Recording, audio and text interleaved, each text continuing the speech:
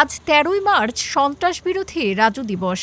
১৯৯২ সালের এই দিনে ছাত্রলীগ ও ছাত্রদলের বন্দুকযুদ্ধের মধ্যে সন্ত্রাসবাদের বিরুদ্ধে বের হয় এক বিক্ষোভ মিছিল। সেই মিছিলে সন্ত্রাসীদের গুলিতে নিহত হন ছাত্র ইউনিয়নের নেতা মঈন হোসেন রাজু। তার আত্মত্যাগের স্মরণে দিনটি আজ সন্ত্রাস বিরোধী রাজু দিবস হিসেবে পালন করা হয়। ১৯৯৭ সালে ঢাকা বিশ্ববিদ্যালয়ে নির্মিত হয় সন্ত্রাস বিরোধী রাজু ভাস্কর্য, যা হয়ে উঠেছে অন্যায় ও সন্ত্রাসের বিরুদ্ধে প্রতিবাদের প্রতীক।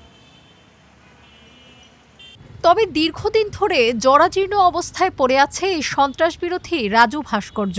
যে ভাস্কর্যের সামনে দাঁড়িয়ে বিভিন্ন সামাজিক ও রাজনৈতিক সংগঠন সহ সাধারণ মানুষ প্রতিবাদ ও দাবি জানাতে আসেন, সেই ভাস্কর্যের বর্তমান অবস্থা এখন বেশ নাজুক।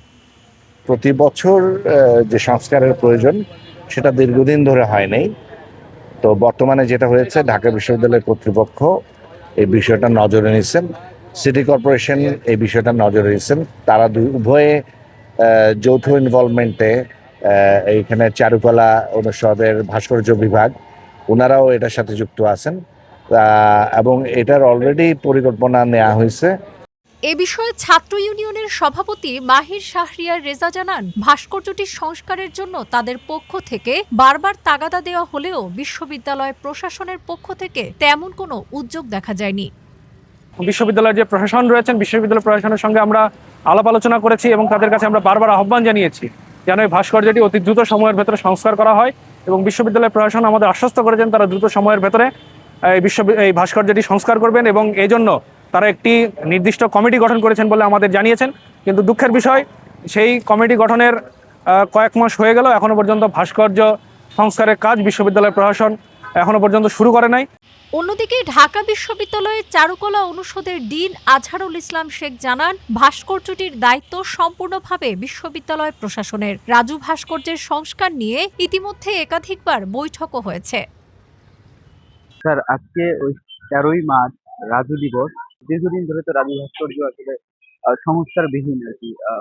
অনেক ময়লা আবর্জনা এবং ইট খোলা বা যে বেড়াটা লোহার ওইটাও এটা তো বিশ্ববিদ্যালয়ের দায়িত্ব। বিশ্ববিদ্যালয় এগুলো নিয়ে অনেক বৈঠক হয়েছে।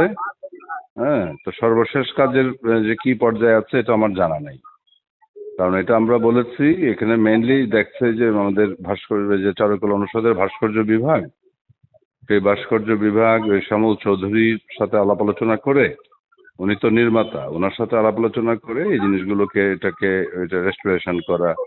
হ্যাঁ, যে সমস্ত জিনিসগুলো পুরনো হয়ে গেছে, তারপরে ওই গ্রিল আছে বা কিছু স্ল্যাব খুলে পড়ে গেছে, সেই জিনিসগুলো বানানোর কথা ছিল সর্বশেষ একটা মিটিং এ, তাও এটা ২ মাস ৩ মাস আগের কথা। এখন এটার ব্যাপারে এই বিশ্ববিদ্যালয়ের ইঞ্জিনিয়ারিং সেকশন বলতে পারবে যে এটা সর্বশেষ কি অবস্থায় আছে কাজের। সেটা তো প্রসিডিউরাল একটা ব্যাপার। হ্যাঁ, এটা নিয়ে আমি আর বলতে পারবো না কিছু। ঠিক আছে, আমরা চেয়েছি চাই, এবং এটা সংস্কার হবে।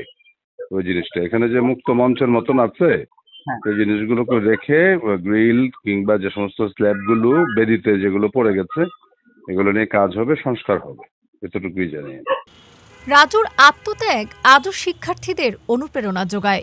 শিক্ষার্থী ও বিভিন্ন সংগঠনের দাবি, এই ইতিহাসের প্রতীক শুধু স্মৃতিতেই নয়, বাস্তবেও সংরক্ষিত থাকবে যথাযথ মর্যাদায়। কারণ এটি শুধু স্থাপনা নয়, ইতিহাসে সন্ত্রাসের বিরুদ্ধে সাহসিকতার এক জীবন্ত সাক্ষী।